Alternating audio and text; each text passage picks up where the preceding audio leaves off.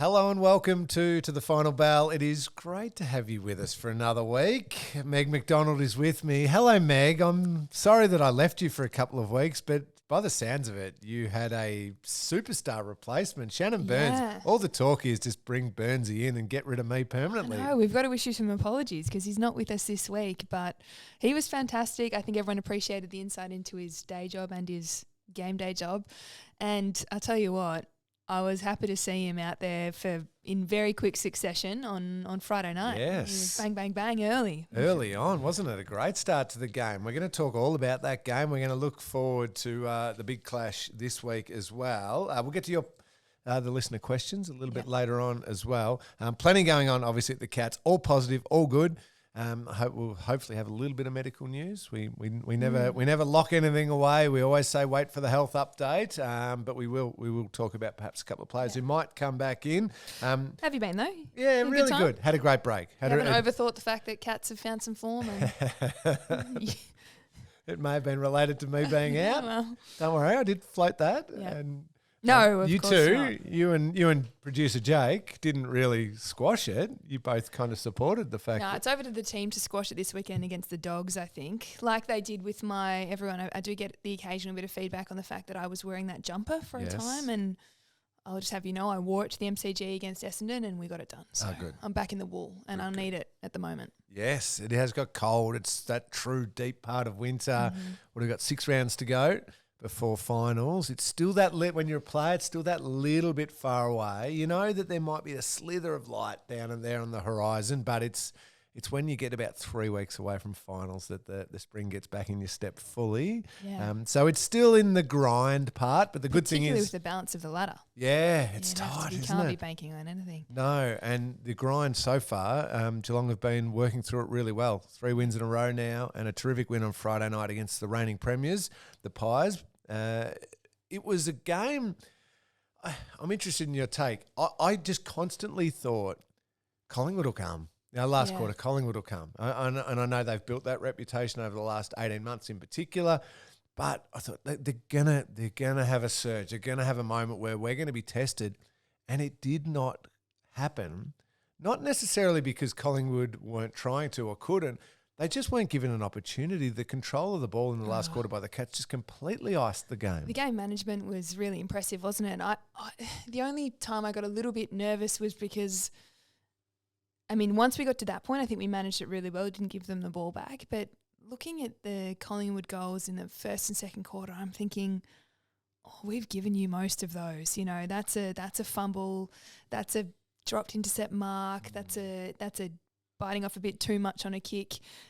So from that point of view, I think I felt that the game was the ball was in our court, totally on our terms. But if we kept doing that, they make you pay. But I think we played some good keepings off in the end. Yeah, and I love the fact that we could shift between styles too. It wasn't completely we are going to go all out keepings off for the entire 120 minutes because I don't think that works either. No. But at different times to shift into that mode and frustrate them a little bit and not give them those goals and give it back to them.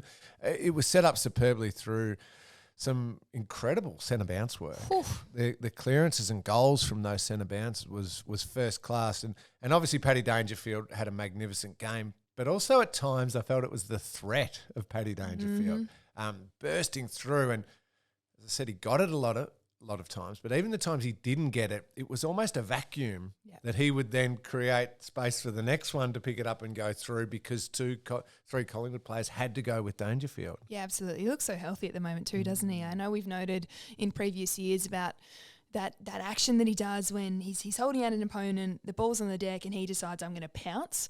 And obviously the onus, particularly with the new interpretation, is I have to be able to get back up, and he does that. He goes up, he goes in, he gets up and he gets out. And I'm actually interested in what you think in your absence. We've had another big body put in the midfield. So how do you feel about the Tom Stewart move? Yeah, loved it. Really loved it. And I could see he's so powerful. I mean, he's so good. He's got that build and that power to get through the contest.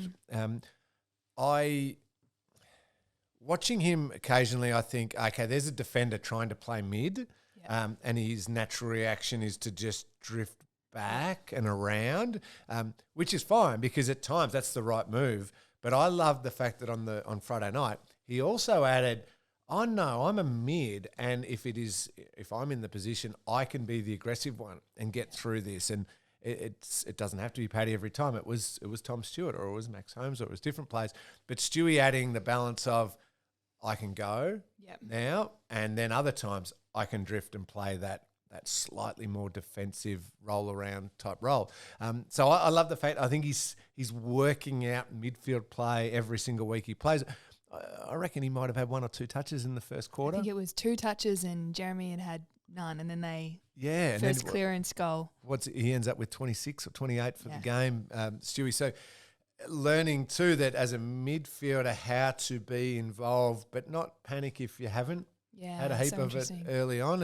And so I reckon he's just growing in the role. Now, it's a nice little luxury when the time's right. You can roll him back behind the player and play as a legitimate defender or a +1 back there. I love it. I also love Jack Bowes. Isn't he playing well? Yeah.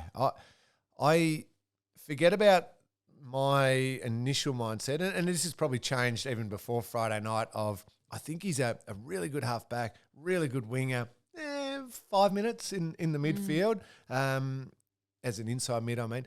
Now I just see him as a first-class inside mid as well, who can get to the outside and use the ball beautifully. He is such an important player in that middle. Isn't he? He's so good. I was speaking to him, wondering about positionally, and it looks like he's one of those players who have great skills and therefore get put in those other positions that you're talking about. But he said that he did play, and I know this is true for so many AFL players, but he played predominantly inside mid growing up, and he said he feels very comfortable in there, but his ball use is still elite. We've noted his ability to hit the scoreboard on most weeks, and we're having a laugh amongst a couple of the women's players about how he imprinted Gary Rowan on the chest for that one that bounced straight off. Yes. So his delivery is fantastic as well, and the passage of play, it was later in the game that led to his goal when he floated forward. They shaped out really well, and then Tom Atkins hit him, and as he was challenging forward inside 50, and I thought, we're on here. Yeah. This is great. Yep. Yeah. Absolutely. Grime Myers, excellent as well. Max Holmes, again, really, really good. And he's had to accept a bit of go back behind the ball. And I love that. His ability this season, Max Holmes, to shift between 2 distinct roles and do both excellently well. That's real credit to him, especially as a young player. He's still young, which is remarkable. Rising Star nomination, though, this week, which is very, very cool. Lawson Humphreys grabs that. Well-deserved too. I know we got given the heads up time and time again from internally. I think from the greater footy world, there's this big surprise, but so composed with ball in hand. And I think the heads up was predominantly around that, wasn't it? His ball use, he's ambidextrous, which foot does he kick with?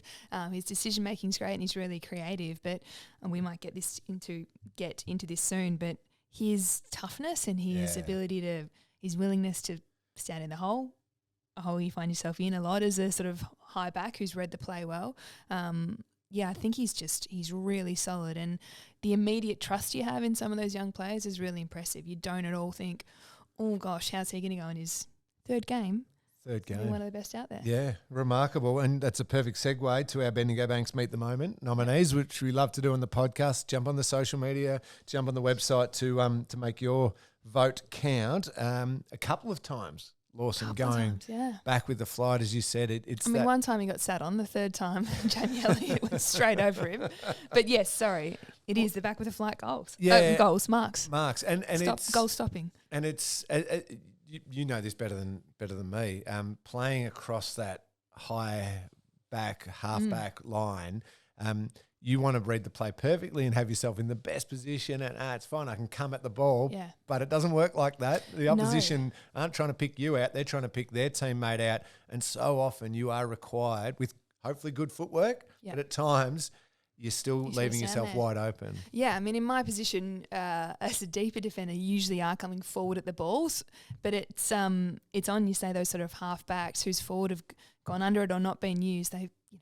You go, all right, I can read this really well, but I've probably got a huge full forward coming at this one, and I've just got to Yeah, just got to take it. Which I'm sure the communication in our backline is great, and he's getting all the talk in the world to be like, you'll be right, mate. But you still got to do it, and you've got to do it without fumbling, and he's certainly been able to do that. Yep. Very impressive. If you like Lawson for the Bendigo Banks meet at the moment, jump on and grab him. The only other one I wanted to perhaps throw up was, I think it was the goal in the second quarter. There was just a great team play in the lead up. I think it started with Jeremy Cameron's tackle. Yes. Number of players involved. I reckon Lawson might have even been involved in that passage of play along the way, and Brad Close kicks the goal in the end. I'm looking at the passage, you're going, what's the 1% here? But there are a number. It's the tackle, it's the Gryan handball, we'll call it. Control lightning quick handball. Definitely a handball. The Dempsey little knock on, which was fantastic.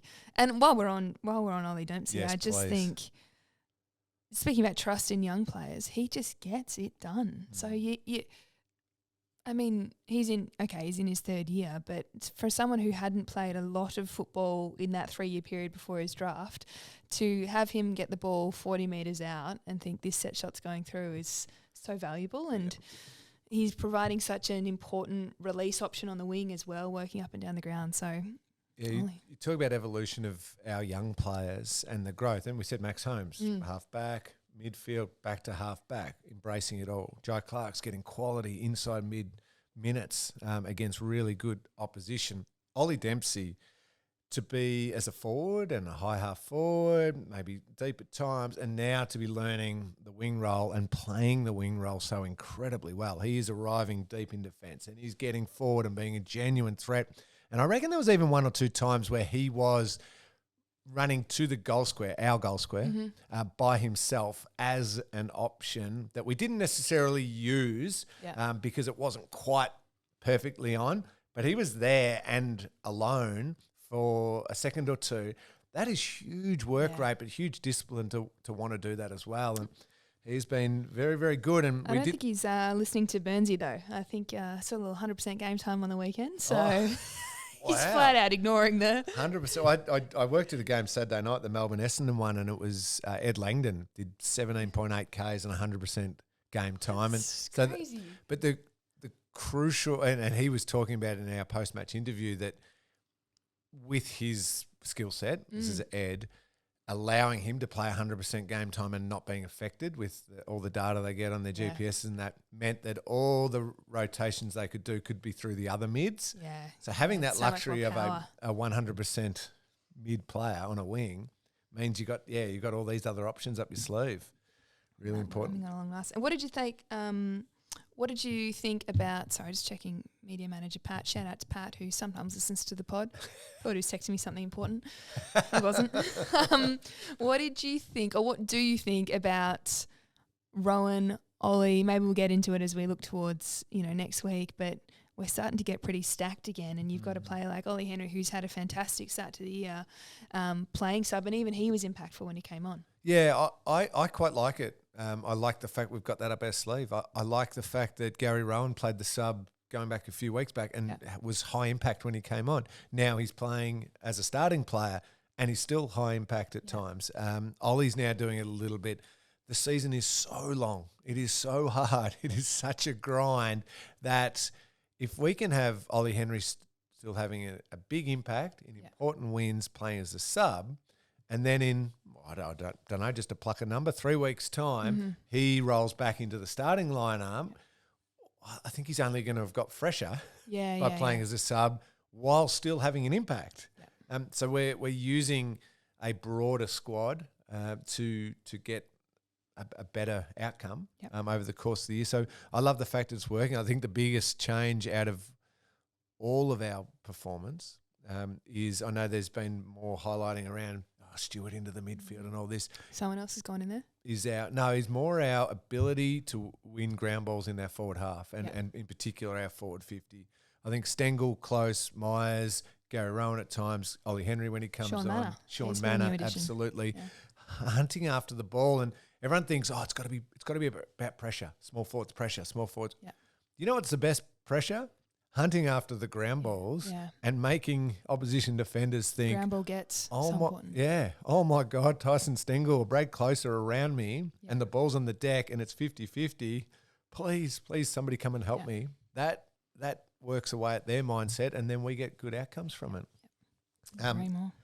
Better take a break, Meg, Let's do it. because I want to talk the huge game Saturday night against the Dogs coming up. It is a massive one, 7:30 at GMHBA Stadium. I want to chat a little bit of VFL, and I want to allow some time at the end to get back to some fan questions. So let's take a break. Back soon. Welcome back. It is great to have you with us on to the final bell. Just before we get into the VFL, I haven't even asked you, how's pre-season going? Yeah, it's going really well. We've got more and more match play on the agenda, so I think we've got a couple of quarters ahead of us this evening in beautiful conditions. Oh, yes. Lovely winter conditions. And then, only a few more weeks till we play Oppo. Yeah, till we play Oppo. So what's the build-up? Have games been organised against opposition? Games been organised. You're testing me in here. I think it's the second weekend in August. I think we've got W season launch on the 3rd of August. Come along. And then the week after that, we play Collingwood down here in a sort of match sim, slightly less official. And then we're up to Windy Hill to play the Dons. Then we've got 2 weeks till round 1. And then into it. Here at GMHBA Stadium. Yeah, that's right. Fantastic. 31st. Yeah. Pre-finals, we hope. We'll see. Don't know. We shall Looking see. good. It's looking good. I possibly should have given you a heads up. I was going to ask you about practice matches then, but no. that was a question. I knew who we were playing.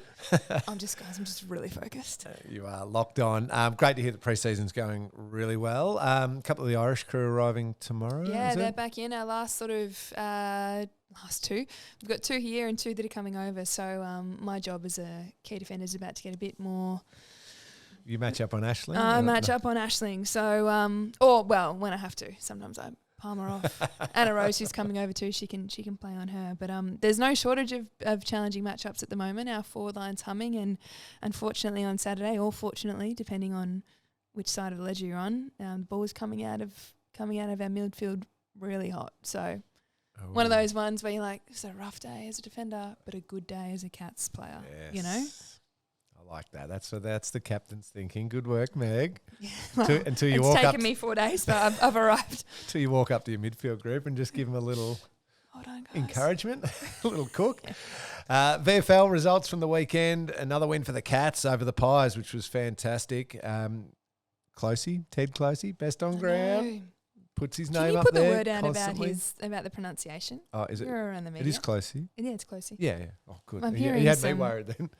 Even I had to confirm. I saw him yesterday. I said, Ted, it's Closey, isn't it? He said, it's Closey. What is there? Clohesi and... Closey, Closey, Okay. It's all over. It's all over the shop. I'll spread the word around. I should know his brother's playing at the Suns. Well, that's where you hear most of the poor pronunciation. True. Brandon Parfitt and Mitch Nevitt, also very good. And I did note in the best players, Reece Stanley's name there. Yep. So continuing to put his name up there. But it's great that the VFL are playing that high-quality footy. We often talk about this on the podcast, the importance of pressure for spots in that top team. Or not even just pressure for spots. If an injury happens, a suspension happens, that there's somebody in really good form just ready to go. Because I thought Mitch Nevitt, when he played, was excellent. No, the timing of that illness, no good. But hopefully he gets another opportunity. The Cats take on the Dogs this Saturday night, GMHBA Stadium. We know it's a massive game. It's also the retro game. It is, retro round. Yes, this is a nice, fun celebration. Zach Tui, I'm just going to guess, has been involved in photo shoots. Yeah, he is. Every time you've got your sort of mainstays of the retro round photo shoot. Who do we have? We had Jezza, always. Danger. Stewie, no danger this year. He's been bumped by Ollie Henry. Okay. There's been a Max Holmes, Jai Clark. Lots of. I think it was a different vibe. It's sort of much further back this year because we're celebrating the 100 years since Edward Cargy-Greaves won the inaugural Brownlow medal. Fantastic. That's what it's a very 1920s vibe this year. So that'll be part of the match day experience. That's what the Guernsey looks like. So get your hands on. Get your hands on those. Always available. I'm looking at producer Jake. Yep, big nods. Am I right in saying it's obviously the Guernsey is designed around that 1920s look and is honouring Cargy-Greaves, but also even the full 1924 team list that he played as part of is in. Yep, it's all on there. It's a really beautiful jumper, and I'm loving there's something about what am I trying to say? The sort of this area, guys, around the chest. That's very nice. Okay. Sorry, that was terrible. Guys, it's a very nice job. Are they collars? Collars, but no like cuff here. It's just straight in. Okay. You know, like you've just Real cut old it off school. really old Super school. old And they school. look they look great. Very nice. So get on the channels. There's always a bit of fun when the content team's doing the old stuff. And 1920s sounds of the game, I think, on the weekend. So roaring. It'd Beautiful. be a roaring good time. We love that. And you know what? It feels even more retro. Curtain raiser too. Curtain raiser. There will be a curtain raiser on 3:40 p.m. Geelong and Footscray, because the Western Bulldogs VFL team does hold the original name, Footscray. 3:40 at GMHBA Stadium. Then obviously the big one. I know I always say this: the GMHBA health update. Jump on all the channels that the Footy Club provide, either the website or the social media channels. But I want to ask you about one in particular, one of my favourite, your favourite, Tanner Bruin. Yeah, How Tanner. close is he this week, next week? I think month he's away? pretty. I mean, again, you've said it. It's Tuesday, so health update will come out. But he has been.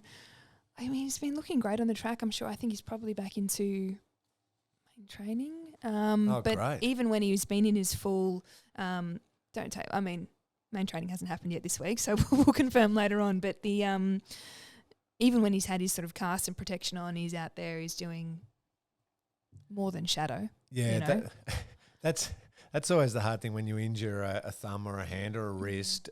You're doing full on running. There's no easing off. I'm getting fit time. Yeah. So he seems to have embraced that. I see him out here a lot. So he'll be ready and raring to go. And I think the team's obviously found some serious form. So getting back into the team and contributing to it himself is, I'm sure, a huge motivator. And as Jakey rightly said, I don't know if he'll play this week, but he's been good against the Dogs.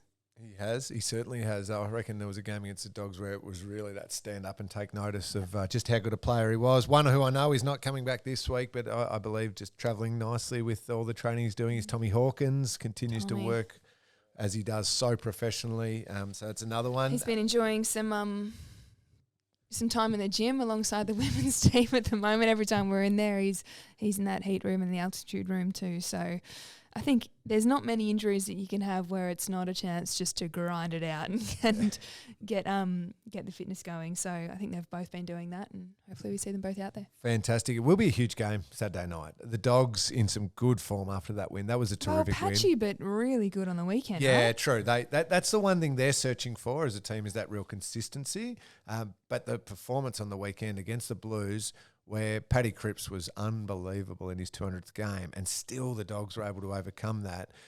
It'll be a great challenge. And the last time these two teams played, Gather Round in Adelaide, the Cats get the win, of course, but it was a funny game. I think Tom Liberatore had 19 clearances. Oh, that game. I had forgotten about that game. I thought, how did we go against them last year? Oh, no, in April. Yeah, and Bontempelli was superb. Treloar was superb. So their three, A-grade midfielders were very, very good in that game, and still the Cats, were, as a whole group, were able to overcome that. Is Treloar, I know he didn't play, is it a touch and go might play? Touch and go, yeah. Okay.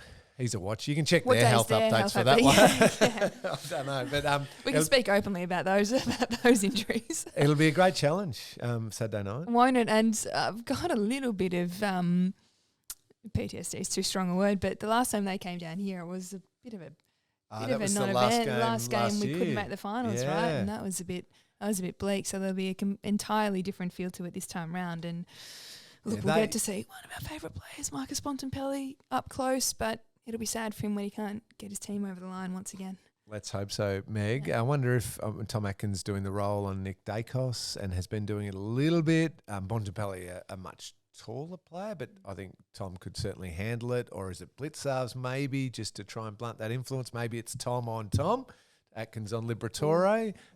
Some fascinating matchups in the middle. I mean, Stewie could play on Bont in the middle and then just go forward / back with him. No worries. Is there anything more frightening, just the thought of placing a ball equidistance from Tom Liberatore and Tom Atkins and saying, here you go, boys, go and get the footy? I'd just stay away. Turn your hips. Yes, please protect the head. Absolutely. No, they're great. And they've got some forwards in some ripping form. So those matchups will be really interesting too. Wakefield? Waitman. How am I going? Cody Waitman. Who are we talking? Takes hangers. Oh my God, sorry. We're going to talk You're mid pre-season, Meg. I'll so forgive bad. you everything. You're in the exhaustion phase. Oh my gosh. The bloke with the elbow. Yes. You know the one. Jamara Ugle-Hagan in top form. Even Amazing. Riley West kicking 4 on the weekend. Sorry. Excellent. Like this is a podcast. I've gone bright red. Yes. I mean, Jamara, what a threat. Yeah. So good luck. Collar, Jack. Collar, Jack probably Jack. goes to Aaron Norton. Collar to Jamara. Norton straight back in, right? Again, check the health. Yeah, update again, from yeah, that. he's coming off a concussion, so Shimmy clears protocols. What I do know is there'll be brilliant matchups everywhere. Big crowd, I'm assuming, because it is a massive game, and if the Cats win that, they start getting, I wouldn't say entrenched, the ladder's too tight, but well and truly in that top 4. Destiny's in our hands, Lingy. Yes. We win, we'll be in the top 4. Yes. Isn't it tight, the ladder, though, at the moment? Isn't it tight? Even Game Carlton separates. we're now equal with Carlton. It's Yeah, bizarre. game separates 2nd and 9th. Crazy. Yeah, and the Brisbane Lions, who were half gone, are now on 4th on the ladder, playing the Sydney Swans this weekend. So it does show the importance of continuing to win. Let's take another break because I want to get to a few of our listener questions. Welcome back. It is great to have you with us. On to the final bell. Meg, I've got to ask, I think Saturday night, Yes. the women's podcast Yeah, is the girls. launching. Yes, another season, which the team loves as much as the supporters. But we have a new host that got announced this week. So joining Becky Webster and Georgie Rankin will be Claudia Gunjaka, my fellow key defender. She is. She's great on the socials generally. I think she's a listener of the pod. She is. You'll be proud to know, a long-term Cats fan. So she'll bring that sort of. I used to stand on crates in the stand, that sort of. Maybe she might have been. I don't know. Crates, she's not that old. No, but standing room. She did do. I think she has a story about doing the scoreboard. I know. Oh, wow. Yeah, I don't know. We'll get her to confirm her age. Okay. I know her age. See if she's happy to talk about it. 25, 26. Anyway, but they're doing a live pod to start. Yeah, so on the concourse here on Saturday night, it's going to be going out to live. Can we go and give them a wave? I think you know where that they've had the sort of SEN live section. People that have come to the game will have seen that happening. So, yeah, the girls is taking over that concourse area around an hour-ish, I think, before the bounce, and hopefully some special guests, and then from then on I think we'll have some fortnightly pods and weekly once the season starts. So they had a great little promo shoot recently. I think they're really excited. It's got its own flavour and it's very popular amongst the fans. So brilliant. Check that out. And hopefully if you're coming along to the game on Saturday night, head to the concourse and have a listen. And it'll also be recorded, obviously, and released for those who aren't coming to the game on the weekend. Let's get to some questions. I want to jump straight into these, and let's get a big one off the top. This is quite a broad one, but this one's from Eden. Geelong has such a strong culture. What are the core team values for the club? Oh. Let you handle this one. Yes. Well, we do. I think there's the team ones and there's the club ones. We're going through a process with it in our program at the moment. I think you revisit them each year. But I think the guys talk about their values pretty consistently in that, first and foremost, it's being a good person and being open to your own personal development, to playing your role for the team. We've made such a huge point about that adaptability piece. But then there's the, giving to the community, those really broad ones that are recognised in and around, I guess we don't like the 4 walls, but inside the 4 walls and out in the community, that's really important. I feel like I'm butchering my way through this, but no, I think you're answering it perfectly. I mean, the selflessness aspect was obviously a huge part for us, and I still feel it is now. You can see people embracing different roles when they're asked to do different things, certainly within the team, that everybody picks up the load and carries it when needed and supports others, which I love. It's funny, in such a high-performing, and at times really hard environment and And at times you've got to be ruthless in your own performance and your own preparation to so you can perform at the level that you're expected to perform. And in amongst all of that ruthlessness and hard, grit the teeth type stuff, I still feel there's a real element of care and support. And I always felt that if you're having a bad game or you're having a bad week or something's going on or whatever it might be, that there were people there who genuinely wanted to help you and genuinely looked out and thought, okay, hey, can I help bring you along? Can I help support you for a little bit? I know you do it for me, so let's do it. When that environment exists, I think people can, be themselves, be their best version of themselves, but also understand they don't have to do it all by themselves, which is really important. I know a few of us noted in the corridors after the Hall of Fame event, obviously speaking, you spoke so well there, and as did the other inductees. And what's so notable is that ruthlessness and that hard-nosed. You have to be a real competitor to have any success at AFL level. When you cross the white line, I think you've got to have the sheer will to win is enormous, and then you know that's embodied at the moment. I think none more so than by the captain, and that's why he's sort of chosen for leadership roles, of course. But then off field, as you say, you couldn't pick. I mean, the notion that people behave like that on the field and they come away and they're so warm and open and giving. That is the sort of, it's not a duality. They can both exist at once, but that's such a hallmark of a Geelong player, I think. And then more broadly as the club, there's the do your own thing, be your own person, find a version of high performance that works for you and allows you to be a holistic, happy person. And the one other thing I'd like to say and note that I feel extremely proud of is the humility. We speak about being humble custodians of this environment. And I think that's really clear in the men's team at the moment, and I hope in the women's team as well, is that we've had some momentum changes throughout the season, but no one gets too carried away, when we're going well or poorly, because there's a sort of real consistency to the success. And I'm more happy with my second part answer to that question there, Lingy. I like both parts of your answer there, Meg. I think you explained it really well. Thank you for sharing that and giving us an insight. And thank you, Eden, for your question. A couple of specific ones around maybe some selection stuff here, Meg, real quick ones. This one's from Jamie Cook, by the looks of it. Yep. Will Danger be rested before finals? He's had a chunk off, 6, 8 weeks, no, might have been 7 weeks. Anyway, that's a guess. Will he be rested again? I feel like the way we do things makes me say yes. Maybe one, then use the pre-finals bye as well as another rest. You obviously don't want to mess with your form, and particularly you're not going to rest him for a game where the ladder is so even and all that sort of stuff. But we've got Tanner to come back in, and I think the depth, as you've noted, is will be more than able to manage without him. But well, can I roll on then? Speaking of that depth, this is another question here. How long until Cam Guthrie returns? Oh, I don't know. No, check the health update. Check the health update. Given he's still sitting there, that would be nice to come in fresh. We speak about how well everyone's going. We haven't used his name yet this podcast, so if he can come back in, that would be such a treat. I actually inducted Burnsy into our way of just having ins and no outs. So that's the way we do things. Best part of this podcast. Yeah.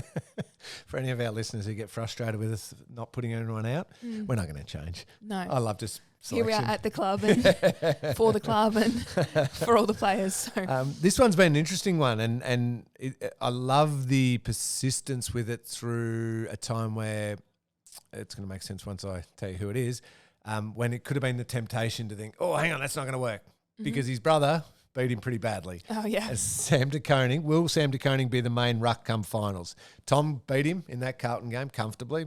Don't mind acknowledging that. But since then, his form has been excellent and getting better in the ruck. So our question here, also from Jamie Cook. You got a double up, Jamie. Well done. That's what happens when you ask a good question. Yeah. Will he be the main ruck come finals? I think he will be. It's working well. It's working really well. I mean, I will note that I think he was the second highest rated player in that Carlton game. He did respond really well to his brother. And it was his first ever go. But I noted they're talking in the other media about the 1 or 2 ruck thing with Carlton at the moment and with Tom, and they are making a point about how fresh it'll be important that Tom is. And I wonder if that's the same for DK, the same sort of question that we were asked about Danger you get thrown in the ruck for your first time consistently. How does that work through the hard winter months and into finals? So I wonder if he'll be, whether he's main ruck or not come finals, whether he will be across the next 6 weeks. I'm not sure. No, good point. That's a really good point because it does wear you down. I even noticed on the weekend I was doing a game, Giants versus Richmond. Kieran Briggs is a big, strong unit, but playing against Toby Nankervis, who's been a big, strong unit for 6-8 more years longer, more pre-seasons, you can see Briggs just getting exhausted against Toby, who's conditioned to do it more often, and Briggs had to work through that. So that ruck role is so exhausting. You are wrestling. So different to being a key defender. It's so, I mean, I haven't been asked to play ruck, but it looks very different to being a key defender. This one rolls on to your career, actually, Meg. This one's from Sporty Malin. Sporty Spice. Oh, no. For the players who haven't always played for Geelong, what was it like moving teams? Now, I always played for Geelong, so I don't know this experience. You had the one season with the Doggies. Yes, I did, And then you've moved teams. What was it like coming into a brand new environment, getting to know new teammates, etc.? Yeah, I don't know if I fall into exactly the bracket that they're speaking about there, where you've got a really established spot on another list and you're making the choice. So, Jeremy Cameron's done a podcast recently where he speaks about it, but for me, it was really exciting because everyone was new when I came to the Cats. I think it would be different if you've got an established group, and we seem to do it really well in inducting people into the Geelong way of life. But I had a sense that we were building something new together and had an opportunity to really contribute our own way of being to that greatness that we've spoken about. And that's, we're still evolving in our newness and in establishing ourselves. So it's a challenge, but I think back to the ones that are coming in midway through their career, I mean, you get a sense of the place beforehand, but I'm sure that you're making a decision based off a fraction of what it's actually like. Hopefully you've got friends and that can help induct you and give you a sense of it. But there's a lot of trust involved too, though, isn't it? There's a lot of trust. For those being recruited, so let's say a Jeremy Cameron example, he's trusting that everything he's being told I was going to say, is right. Because you also have the sense that, you're being sold something. Yeah. We try and be authentic and genuine and all that. And I think I've probably been, to be honest, on that side of it more than the one getting recruited as part of my leadership role and sort of my interests is in my footy career. Are involved in a lot of meetings where you're trying to attract players to the club. I went to Ireland, for example, and one of the privileges of playing at the Cats is that I believe everything I say when I talk about the value of it and how players and people will be welcomed here. So it's always good to know that when you are selling, in inverted commas, something to them, it's the real deal. Yes, it's being backed up. No, I appreciate that answer. This one here, do you guys get recognised much in the streets? Do people come up to you and tell you that are you still wearing your lucky jumper or your unlucky jumper? Yeah, I get that a little bit. I get we joke about this. I get a lot of Nina. Not Nina. The curls. And it goes both ways. Always it's the curls. I had a moment. I've moved recently, and shout out to Ashley, my neighbour, who I met for the first time yesterday. I had heard that he was a Cats fan, and I'm leaving yesterday, and he comes over and I put the window down. Hi, I'm Meg. Hi, I'm Ashley. Not long now, and I was like, yeah, great. He goes, how's pre-season going well. And then I drive away, and I remember I put the window back up, I pull the mirror down, I've got like unrubbed in sunscreen all over my face. Yes. So if you're a listener, I wasn't aware, but I became aware quite quickly. That's gold. I did see, I heard about the footage that I think it went viral, but at the airport, the lady who spotted Nick Dacos. Oh, hilarious to Josh Giddey. And asked Josh Giddey to take the photo. Josh Giddey on, 30 mil a year as an NBA player, but Nick's great. More important. So some people do get recognised, some not so much. It does happen to me when I'm rolling around with Sam Kerr, I now, it's basically all the kids, my kids' friends and that, is I'm just referred to as, he's a commentator. Wow. Yeah. And I'm like, I used to be able to kick the ball as well. Oh, wow. They weren't even born when I was playing. So that's made me realise just exactly where I sit No, in come things. on. I mean, we meet every morning before the pod in the cafe, and you get a lot of action in the cafe. Oh, the older crew. Yeah. Yeah, the old crew still come up and say good day, which I appreciate. Makes me feel very special. One final one. This one's for me. Not a question, but Lingy, if we lose this week, sorry, mate, but Burnsy is straight back in. That's from Aussie Bro. Thank you for the vote of confidence, Aussie Bro. I'll take that on board. You're quite comfortable with that too, Meg? You and If Burnsy? there was a trend, if we, for whatever reason, you couldn't do the pod and Burnsy came on in the next 6 weeks and it was they like won it and matched and yep. it all continued, what would you do come finals?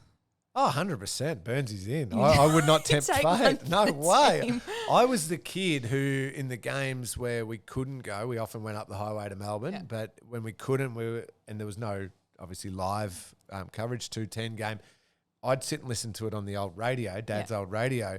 If I was in a position lying on the carpet or whatever and the Cats were going well, I would not move. Would not move. I was that kid too. And if I moved ever and then the other team started going all right, I would be so angry at myself. I'd blame myself. I'd have to try and find that exact position again. So The worst one is when you leave the room and they start winning and you're like, oh, now I can't watch. Yeah. Now I've got to stay out of the room. stay out. Yep. Did that translate? I know we get asked this a little bit. Did that translate much to your actual playing career? Those sort of superstitions. I had routines. Yeah. I wasn't lucky pair of jocks. I had to wear them. Yeah. You had routines. But I had, Mum. I think I've told you this before. Mum's pasta was the night before she dropped the casserole dish down. To me, even after I'd moved out of home, but I loved that pasta. It just made me feel good. Yeah. I'd watch a DVD. So I had, I call it routines. I'd drive up to Melbourne by myself. Yeah. I didn't want anyone in the car because I wanted to sing along and listen to my music. Yeah. Miss Higgins. Yeah, we've discussed. Yeah. Bit of Missy, bit of Xavier Rudd, bit of the Beatles, bit of Simon and Garfunkel, all that sort of stuff. So I suppose they could become superstitions, but it wasn't as strict as this has to happen here and I have to put this sock on first. And Yeah. I mean, some sports lend themselves to it more than others. I know I grew up playing tennis and tennis is a big one. So when I was a kid and still in that headspace, I would, like an on-to-car tennis court. So my opponent wouldn't know, but we would be racing to do the lines first, to sweep the lines first pre-match. And if I won that, I was going to win. And then I'd have like a Gatorade drink and a water at each break. And obviously you play 2 games every time you change ends. So if I had the Gatorade and then the water and then I won a game and then lost a game at that change of ends, then I'd only have the Gatorade the next change of ends. Oh, God. Wow, just a little Anyway, insight we've come a long way. Meg's mind. Would your current teammates think you've come a long way, or would they still think there's a bit of that in there? No, I think they'd think I've come a long way. Yeah. Good. I love it. We better finish up there. Thank you to everyone who sent their questions in. There were a whole heap more that I could have got to. Apologies. I will try every single week to get as many in as we possibly can. Don't forget, curtain raiser this week, 3:40. The Cats taking on the Doggies, Footscray in the VFL. And then, of course, 7:30 p.m. at GMHBA Stadium. Both of those games, huge one. Retro round. Grab your retro jumper. Channel 7, you on? I am on the boundary, yes. Yeah. Dodsie's taking the kids along. She's wrapped with that. Saturday night. I'm sure she'd hate to be in front of the fire just reading a book. No. She's got to bring the kids along. That? I'll be down on the boundary being as neutral as I possibly can. But hopefully we're back next week to be completely unneutral and we talk about a terrific Cats win over the Dogs and lock in or get closer to locking in that top 4 spot. Meg, thank you. Great to see you. No, good to see you too. Good to have you back despite it all. We'll see after Saturday night. We'll be back next week.